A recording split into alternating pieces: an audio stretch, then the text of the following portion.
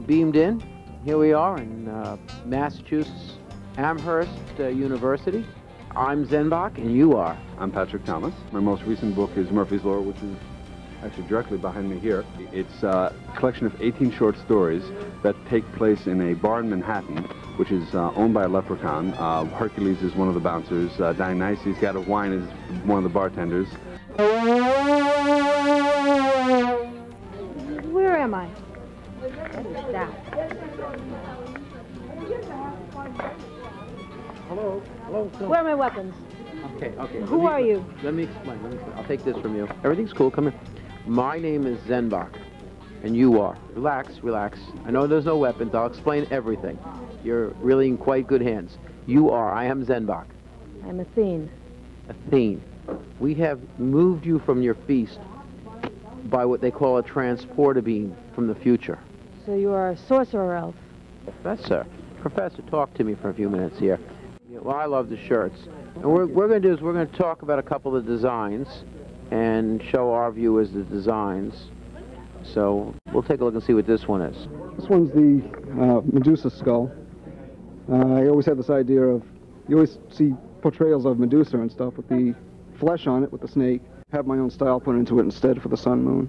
You have your angry looking sun, and on the back you have my the moon side there with the grumpy moon. You know what they do in Vulcan sometimes? What do they do? They have a role-playing game. They act like humans. Hi, I'm Zenbock, and you are? My name's Marissa. Marissa. You know, see this here? Yeah. I got a little mermaid. I saw your eyes catching this before. Very pretty. Yeah, what do you think?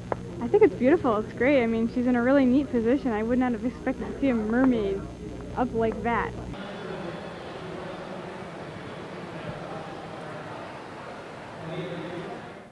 Hi, I'm Zenbock from Zenbock's Forte, and I am with Ed. How you doing? I'm very good, thank you.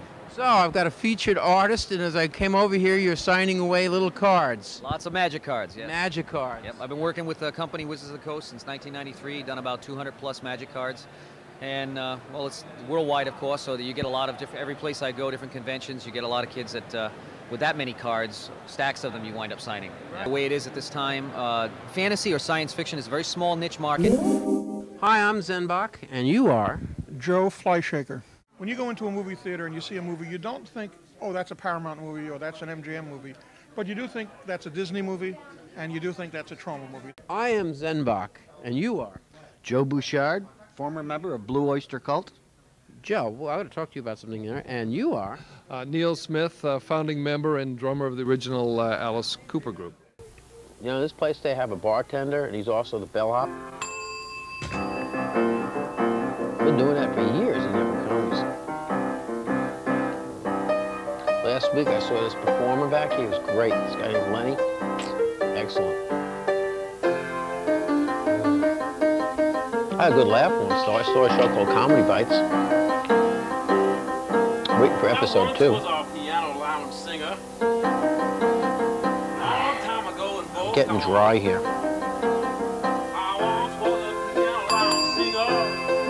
Oh, thank you. Grape juice. Look at this. Wow, it's even from Earth, too. Thank you. Put this back here. Thank you. You're a great conversationalist. We're very lucky that I have telepathy. Well, I was supposed to have another date. Somebody warned me not to go out with her. Very, very into knives, this young lady was. She was a Klingon sales rep trying to promote a war. That didn't work out at all. Sure was rough. You know, smoking, they say, is bad for you. It's going to stunt your growth. I know. It's okay. I understand.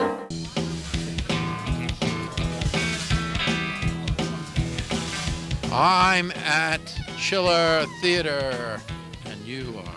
Evil Joey. Evil, you look very familiar to me. Really? Yeah. I don't know. don't know. No, I think I might know you from somewhere. I got these vibes, and every time I get these vibes, I usually start running. Well, I'm a very old guy. Been around a long time, a couple 100 years old. Vulcan, you know. Right, right. You know. I'm a vampire myself. So, Really? Yeah, so I've probably seen you around. Okay. You're not feeding today. I got green blood, so you won't want it. No. No. I stick with the humans. No, okay, yeah. You have food time, huh? They're easy on the food chain, aren't they? Very easy. You know. So willing. Yeah, well, I can imagine they would be willing. Easy to prey. You know, and they're like puppies too, huh? I'm telling you, you make them do anything you want. Are you a screamer? Sometimes. Scream queen almost. Okay. Well, let me tell you, I hear that tomorrow night, that is, there's going to be a party in a tent. Oh, really? You have a costume party where the humans dress up and pretend. Imagine that. What they don't know, sometimes the real thing enters in the crowd. As people start disappearing. That's what goes on in the tent. So you're gonna love this. It's gonna be great. Oh, it's gonna be great. It's gonna be great.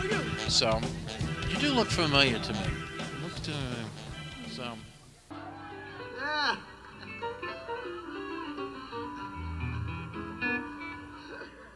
All right.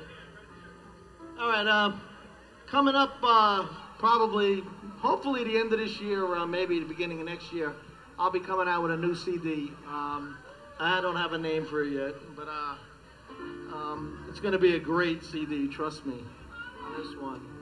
And I got a song that's kind of be on that CD. And I wrote this song, it's called Man in the Moon.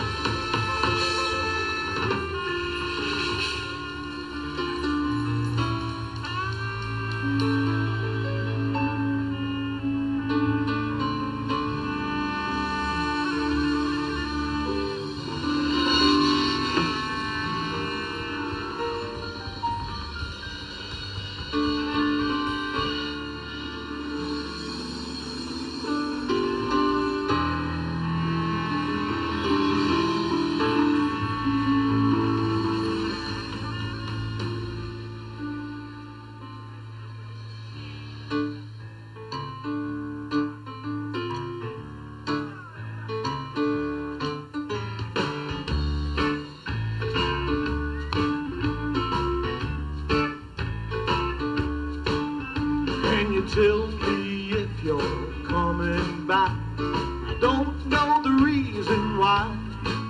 You left me feeling like a fool, so I asked a man in the moon.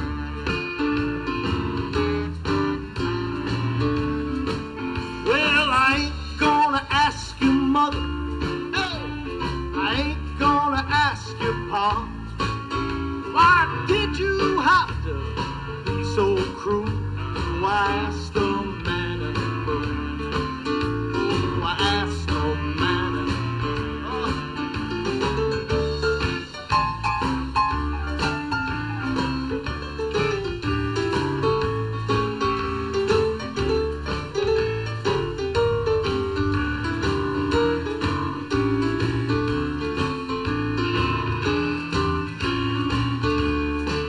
If you think that you are coming back, I won't be around anymore. I'm tired of being your two-bit fool. I ask the man in the moon. You know what I do? I ask the man in the moon. Are you looking for that pot of gold at the end of the rainbow? I gotta ask myself these questions, yeah. Or see if that guy up there knows. If you think that you are coming back, I won't be afraid anymore.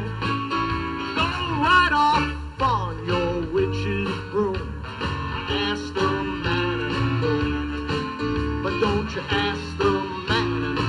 Come on, Johnny.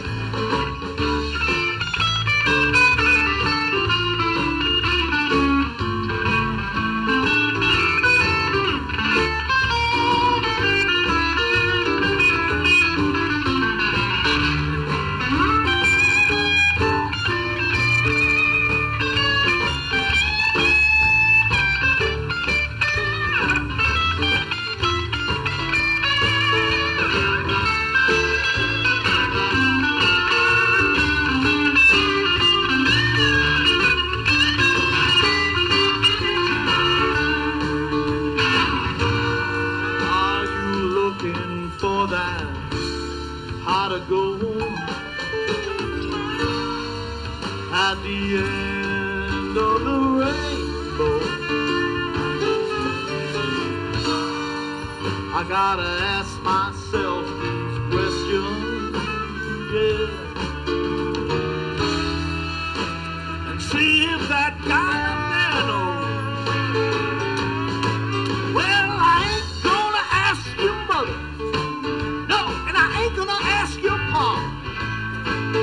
Why did you have to be so cold? I asked the man in the moon. I got to ask the man in the moon. I gotta ask the man in the moon. Yes, sir, I'm gonna ask the man in the moon. You know who I'm gonna ask?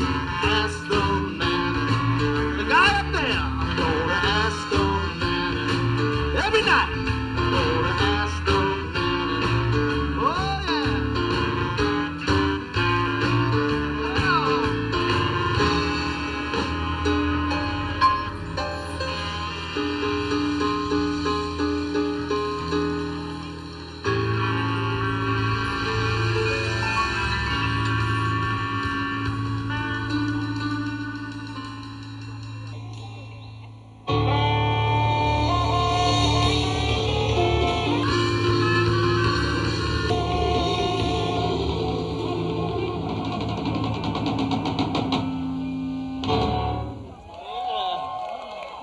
Thank you.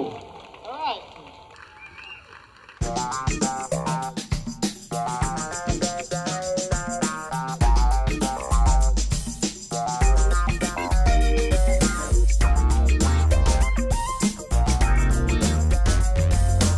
I am Zenbock, and you are... Ted V. Mikels. Ted, you are here with me at Chiller Theater. That's correct. Enjoying it for, I think, the third time since the inception of Chiller. Yeah, I heard this started in a gymnasium once. It did. We were just talking about that with Brink next to us here. It was at a college. It was a college in a little city not far from here. It was the original show. It was a delight. It was fun, and it has endured ever since. Give me a little history of what you've been doing. Well, we just finished a week ago shooting Mark of the Astro Zombies. It's a reimagining of the original that I wrote and created 35 years ago. Anyway, we just finished shooting. We managed to whack up 35 people, but it's an adventure into outer space again, bringing aliens from another planet. Aliens? Aliens. You believe in aliens? Oh, of course I do. Of course. Aliens from another planet come to this Earth and they create the Astro Zombies. They exchange their intros, their brains, their hearts, and give them photoelectric cells to give them power to drive these phony hearts. They exchange their blood, green blood that's is superior blood than our red blood, and they instruct these newly created beings, these robotical beings called Astro Zombies, to go out and kill on command. All right. Which they do, and they think if they can kill enough of the population of Earth, then of course they can take over the Earth. So, but these aliens are far out. They've got the guards have alligator heads, and the principal alien who kind of controls and rules them is a very unusual looking character called Zekith. And then we've got the three-eyed aliens from another planet. They're good aliens, and they come to Earth to the assistance of Earth to rid the Earth, the world, of those evil aliens. And so they dissipate their forces and and of course the President of the United States is involved, and then we have Dr. Wendy Altamura here, Shanti, being a psychic. Actually, she's a remote viewer for the government, trying to find out who, where, what, when, and why these aliens come from. And it's quite an unusual story. I take it as a remote view, or one doesn't have to get directly involved, or that happens? Well, as a remote viewer, she knows she gets a picture. What's that? Yeah, she's got a picture of the astro zombies that appear from nowhere and are being inbred into the world of the evil aliens, the Zekith characters. But ASTP-73 from another asteroid called ASTP-386 are the ones that come to Earth and solve the problems. They destroy the evil aliens and the astro zombies and save the Earth for the good people. I see you got a lot of videos in front of me. Yeah, I got about 12 or 14 that I still own, that I market around wherever, at the shows and when people order them. How did you get into films? Well, I developed film in the bathtub when I was about 9 or 10 years old, and by the time I was a late teenager, I was filming 8mm and then 16, but I was also doing magic, ventriloquism, accordion solos, acrobatic act, and I wanted to film it. Right. And I found that just getting an 8mm at first and then a 16mm camera and putting it, on the stage doesn't work. You have to get on the stage, you got to switch the camera angles, the positions, relight everything, and do it properly. So I became intrigued with the possibilities of editing footage from a different camera shot, a different camera angle. So now by then I'm just out of my teenage years and I got serious about it. So I spent 9 years making, writing, producing, directing, shooting a lot of little things with the community theater, which I was the resident director of the community theater even at that young age. Anyway, started putting together these little films. So I thought I would give it 10 years. If I still enjoyed doing it at the end of 10 years, then I would stop everything I was doing and only make 35mm theatrical feature films, which I did. And from that day forward, from 1959, what is it, this film here, Strike Me Deadly, from 1959 on, that's all I've done is make movies. So a passion and just go with it from the heart. Passion and go, passion and go. I'm about 7 years into this TV show. 7 years? Yeah, huh? 7 years, a weekly TV show. Wow, weekly? Weekly, yeah. Wow. Yeah, it's just something I love to do. Well, when you love to do it, there's something about loving what you do that doesn't happen to a lot of people. Right. A lot of people spend their lives doing something that they dislike, hate. I think it causes illness, it causes all sorts of imperfections in their life, where when you're doing something you love, it's infectious. So I find a lot of people love working on my films because I enjoy it so much, they enjoy it. Right. So we have a ball. We have a good time making our films. That's what it comes down to, and the love of doing it. And amazing today, the technology has brought it down into a whole other medium. Whole different medium. I used to tell people when I was at the studios in Hollywood, even when I had budgets to, pay people decently and so on, I said, if you're not here because you love to make movies, you don't belong. Love of making movies comes first. And then as far as the people involved in the movies, I said temperament is more, how we say, desirable than talent. If you have the proper temperament, then you're more valuable to me than the talent. Absolutely, I tell that to people, and some of the people that work with me too. Yeah. If you don't have that passion and desire and work with people, yeah. And if you lose that working with people, then you don't really have it working at all. I love it to the point where every time, even every day when we finish shooting, people are not ready to go home. I make my shoots very short, very pleasant, very happy, and more in the last 3 or 4 years. My shoots are so short, I don't even feed people. I mean, they don't even want to go home because the shoot's only been 3 or 4 or 5 hours max. And then at the end of the movie, nobody wants to quit. They all want me to start another one and be in the next one. And it happens every time. And of course, the difficulty is you can't use the same people in front of the camera on every movie. You've got to switch around your cast. But all the crew, if they're available, they all want to come and work again because we have fun. Yeah. We have fun doing it. Well, I appreciate your time. Well, thank you very much. My pleasure. Thank you very much. Thank you very much. And another exclusive on Zenbock's Forte. Yay.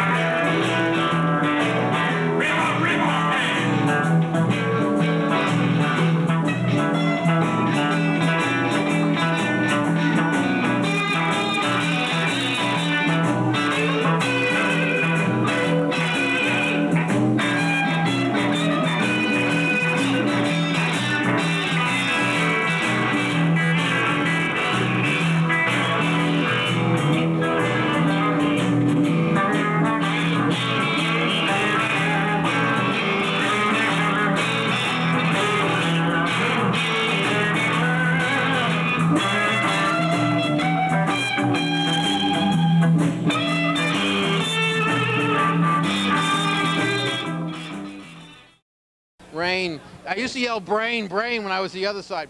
Whoop, whoop, they're here. They're here. They're here. They're back. Well, Animal, you're another corner of Chiller Theater. That's right. Another Chiller Theater. You know, well, last time I saw you, we were in a dark corner, and another time it was a bright corner. It was sunshine, and now I'm with Rain. Yes, you are. So, Rain, what are you doing? I'm hanging out. I'm ready to go. I'm ready to hand out candy. That's my job today. I'm handing out candy. So if anyone would like some candy, I want come find candy. me. Where is she? She had to go. We can have Rain. Rain is good. Rain makes things grow. Yes, well, I heard some things grow. Yeah, I got to be careful about that. You know, it's not an adult show. Well, it could be. What is an adult show? You know. So this is your second, third chiller? This is my first chiller. I'm a chiller virgin. This is my first chiller. I'm so excited. Chiller virgin. Oh boy. Don't tell anyone. Too late. Well, it won't be painful. I guarantee it. Okay. Make an announcement? Yeah, make an announcement. Here's an announcement. Go ahead, make an announcement. General announcement. Rain Brown is a chiller virgin. Sorry. That's great. When you come to Chiller, you got to wear a chastity belt, I think. I forgot mine at home. Uh-oh. Oh, God. Am I in trouble now? I don't. By the way, do you have a room here? Does she have a room? Does she have a room? Yeah. She mine. I think I have plenty. I have many rooms. Depends where I'm going tonight. I guess she's going to be the party girl tonight. Yeah. So, all right. I know you got to do your thing and run around. I'm going to do my thing. And I thank you. Thank you. Rain Brown. Rain Brown. That's it. Live on Zenbock's Forte. Okay. Inside the main seminar room at the EI Independent Cinema table. Ruby LaRocca from Flesh for the Beast will be signing at the Media Blasters table in the Diamond Room. It was around last October. You noticed there was a film crew following a lot of people around. The film is going to be called Unconventional. It's a documentary about Chiller Theater. I had the sequel, Psycho Girlfriend, as one problem.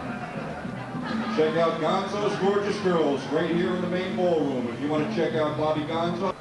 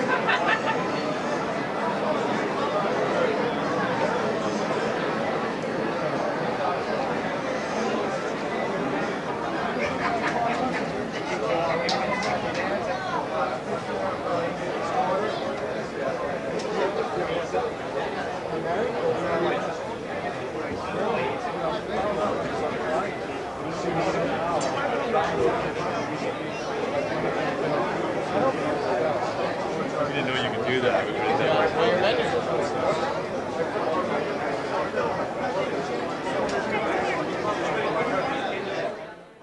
Tybach. Yeah. So, talk to me. What's it like being an Earth child and going to Earth school? Long and boring. Oh, come on. Isn't it fun and exciting? Yeah. I heard that you meet a lot of crazy people in the school and you could write a whole book on it. Yeah, I could. Yeah. You know, you got Crazy humans. Yeah, you got a social studies teacher, Mrs. History book. The health teacher is Mrs. Nurse.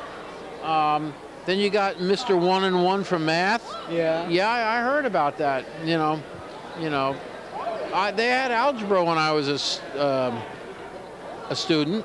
Yeah, they got calculus. Yeah, all I knew was 38B. Mixed the 38 with a B. I don't understand that algebra stuff. I don't understand anything.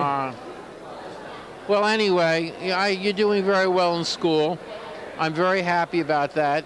Well, actually, it's my psychic powers. I'm telling all the teachers to give me those high, nice grades, all 100s. I want you to know that if your mom had passed away when you were born, let her rest in peace. She does rest in peace. I'm sure she'd be very proud of the grades that you've been achieving this year.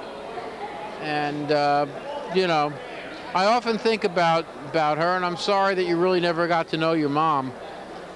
But that happens to some kids, and it's the way life is. Yeah. You know, but that makes me your dad and mom, Mr. Mom.